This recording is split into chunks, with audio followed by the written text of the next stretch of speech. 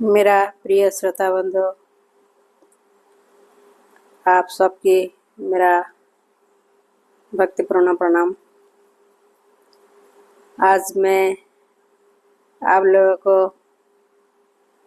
श्रीमद् भागवत गीता की चौथे अध्याय का महात्म्य पाठ करके सुना रहा हूँ। ओम अखंड मंडलाकारं व्यक्तं येन चराचरं तत्पदं दृष्टं येन तस्मै श्रीगुरवे नमः। शुक्लवरधरं विष्णुं शशिवर्णं चतुर्भुजं प्रसन्नवदनं ध्यायेत् सर्वविघ्नोपशान्तये। नारायणं नमस्कृतं नरं नरोत्तमं देवीं सरस्वतीं व्यासं ततो जयमुदीरयेत्। व्यासं वैष्णवशस्त्रकल्मषं परशुरामध्वजं वन्दे सुखदातं तपोनिधिं। व्यासाय विष्णुवाय व्यासरूपाय विष्णवे नमो ब्रह्मण्यविदाय वैष्णवे नमो नमः। श्री भगवान कहते हैं, प्रिय, अब मैं चौथे अध्याय का महत्व बतलाता हूँ, सुनो। भागीरथी के तट पर वाराणसी बनारस नाम की एक पुरी है। वहाँ विश्वनाथ जी के मंदिर में भरत नाम के एक जोगनिष्ठ महात्मा रहते थे, जो प्रतिदिन आत्मचिंतन में तत्पर हो आदरपूर्वक गीता के चतुर्थ अध्याय का पाठ किया करते थे। उसके अभ्यास से उनका अंतःकरण निर्मल हो गया था। वो शीत उष्ण आदि द्वंद्व से कभी व्यथित नहीं होते थे। एक समय की बात है, वो तपोधन नगर के सीमा में स्थित देवताओं का दर्शन करने के इच्छा से भ्रमण करते हुए नगर से बाहर निकल गए। वहाँ बेरों के 2 वृक्ष थे। उनकी जड़ में वो विश्राम करने लगे। एक वृक्ष की जड़ में उन्होंने अपना मस्तक रखा था और दूसरे वृक्ष के मूल में उनका एक पैर टिका हुआ था।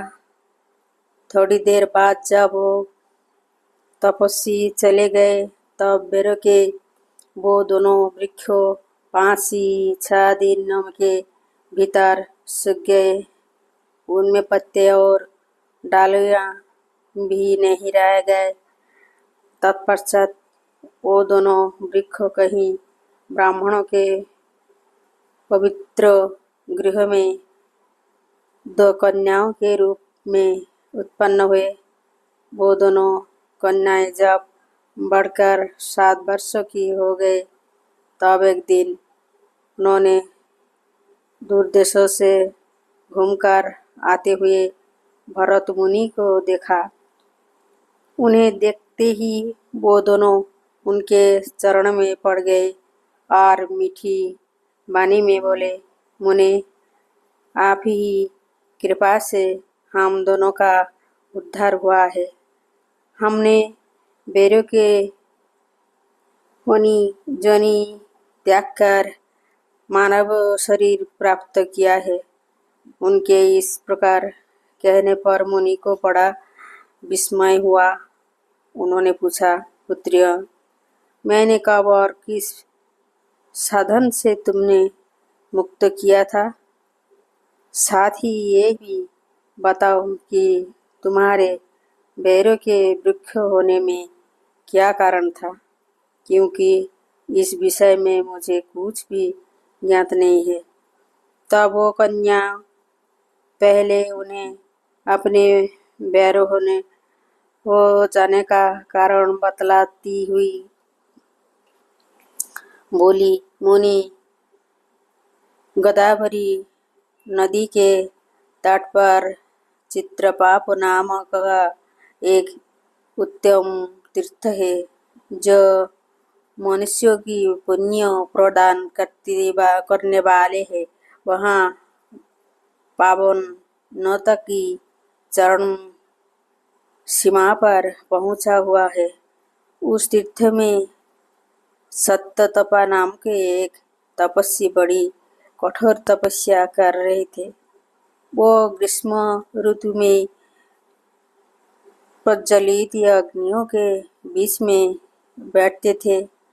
वर्षा काल में जलों को धाराओं से उनके मस्तक के बाल सदा भीगे हुए रहते थे तथा जड़ के समय जल में निवास करने के कारण उनके शरीर में हमेशा रगोटे खड़े रहते थे। वो बाहर भीतर से सदा शुद्ध रहते थे।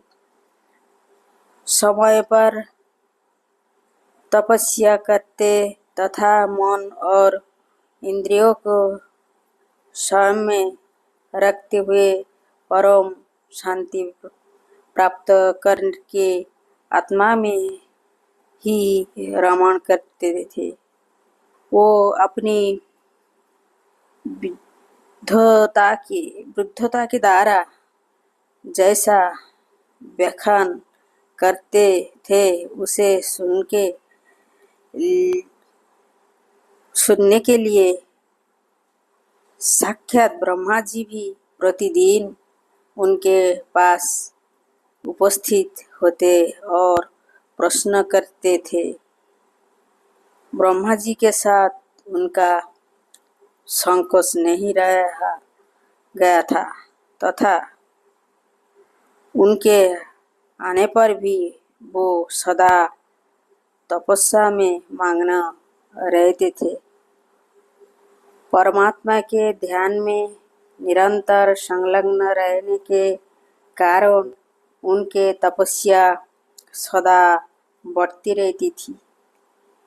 सत्यतपा को जीवन मुक्त के समान मानकर इंद्रियों को अपने समृद्धिशाली पद के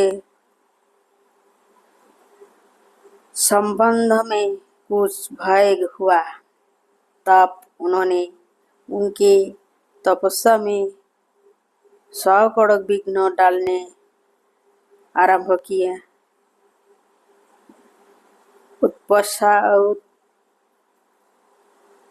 उत्परायों के समुदाय से हम दोनों को बुलाकर इंद्र ने इस प्रकार आदेश दिया, तुम दोनों उस तपस्वी के तपस्या में विघ्न डालो जो मुझे इंद्र पद से हटाकर स्वयं स्वर्ग का राज्य भोगना चाहता है।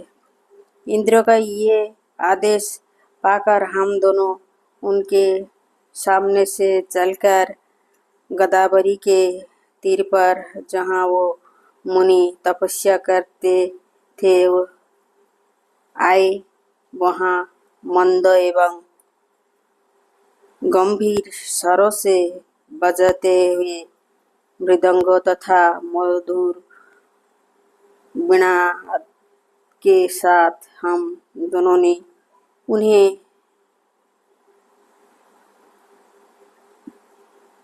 अप्सराओं से ही मधुर स्वरों में गाना आरंभ किया। इतना ही नहीं, उन जोगी महात्माओं के बस में करने के लिए हम लोग खर, ताल और लय की साथ नृत्य भी करने लगे। बीच बीच में जरा जरा ऐसा अंचल खिसकने पर उन्हें हमारी छाती भी देख जाती थी। हम दोनों की उन्मत्त गति काम भाव का उन पर करने वाली थी, किंतु उसने उन निर्विकार चित्त वाले महात्मा के मन में क्रोध का संचार कर दिया। तब उन्होंने हाथ से जल छिड़ककर हमें क्रोधपूर्वक शाप दिया, अरे तुम दोनों गंगा जी के तट पर बैर के वृक्ष हो जाओ। ये सुनकर हम लोगों ने बड़ी विनय के साथ कहा, महात्मन, हम दोनों पराधीन थे, अतः हमारे द्वारा जो दुष्कर्म बन गया है उस आप क्षमा करें। ये कहकर हमने मुनि के प्रसन्न कर लिया। तब उन पवित्र चित्त वाले मुनि ने हमारे शापद्वार की अवधि निश्चित करते हुए कहा, भरत मुनि के आने तक ही तुम पर ये शाप लागू होगा। उसके बाद तुम लोगों का मर्त्यलोकों में जन्म होगा और पूर्व जन्म की श्रुति बनी रहेगी।